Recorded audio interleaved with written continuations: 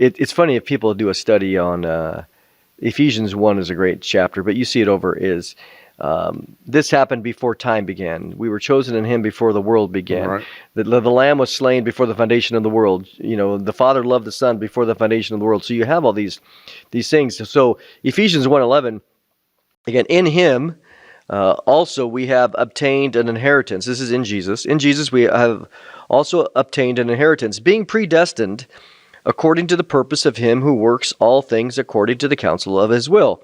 So, people don't need to get distracted by the word predestined. It's in the Bible. Here it is, and it appears several times.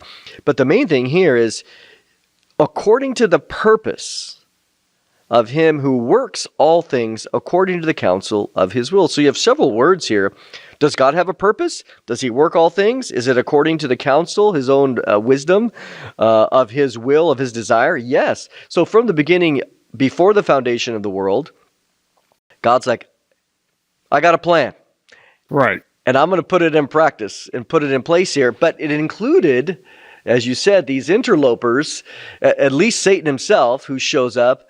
But when Adam and Eve first were created, he told them, go multiply. And you have one specific prohibition: don't eat of the one tree. And you see this, some people call this the Edenic covenant in Genesis 1:27 through 29. But there's a consequence. If you don't do this, you're going to die. And so they were innocent. They were free from sin. And as we know, the way the story goes, they ate of it. Satan tempted. They failed. Death came. Spiritual death came immediately. And then, of course, the death within their body began to make its way. We know Romans 5:12, death entered through Adam. But in the midst of that, there was grace displayed. So this is like the first dispensation of innocence. It started with, again, Adam and ends with grace in that once they sinned, God didn't obliterate them.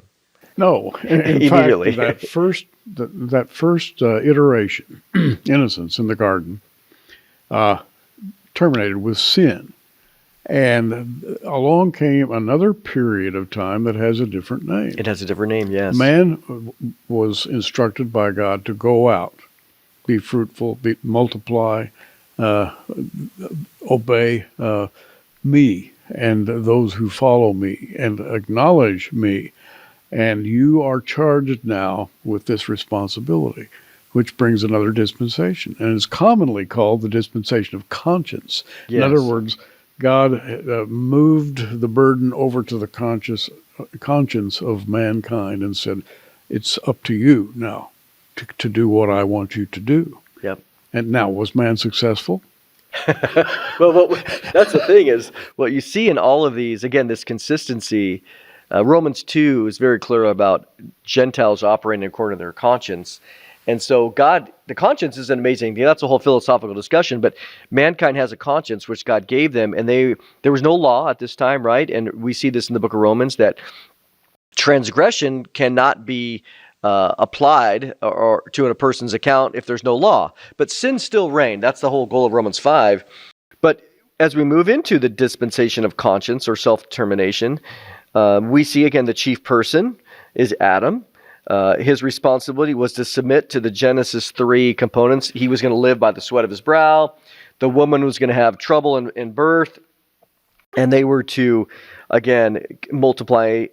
And also to, we can see there very clearly there was some level of sacrifice that was to take place, that was to be operated by faith. Because we see that God killed the animals and covered them up with tunics of skin. So death shows up after they sinned.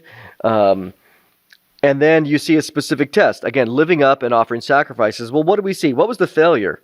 Well, Cain obviously didn't bring his offering of blood. He wanted to do it his own way. And then you come to Genesis 6:5, where everybody did wickedness from the time they were young. All the intents of their heart were wicked. So what you see there is now a failure of man. And what's the judgment? Well, the judgment certainly was the flood. And then in this, which I find interesting, you probably do too, Gary, that the display of grace in this time, which is basically Genesis 3:9 through Genesis 8:14, we have displays of grace in that Enoch was raptured. He was caught up Yes. to God's throne. He was obviously walked with God. And Noah found grace, Genesis 6:9. So we do see God's, again, we see judgment, but even in the midst of judgment, we see God's grace in each dispensation. But this dispensation was terminated in a very sharp way by the flood of By the Noah. flood. I mean, you talk about a sharp division in history. That a world flood has to be it.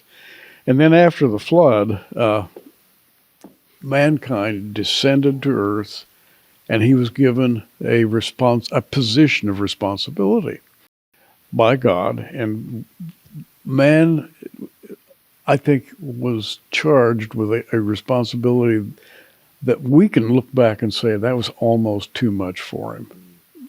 And it did turn out to be too much for him. And that's the dispensation, the third one, of human government. Of human government, yeah. And you read this era, after the flood, the earth dries out in big cities and high populations and trade and all kinds of interactions, and there are dynasties and kings and so forth and so on, and wars and death and famines and everything. And through it all, man is charged with making a good showing, shall we say, being responsible. And I think the idea of dispensationalism is simply to explain what man is doing at each stage of human history.